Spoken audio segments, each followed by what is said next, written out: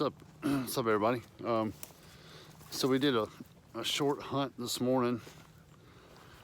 Right at daylight, Dad shot a small hog, a little small one. He wasn't very big at all, but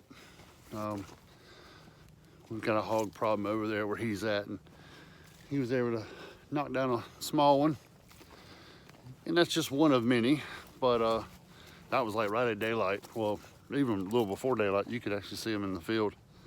I was in my stand over here behind me, back over here, looking back towards the power lines, and had some activity early this morning, but didn't see anything after the sun come up. So anyway, we'll try again later this afternoon. So happy hunting, safe hunting.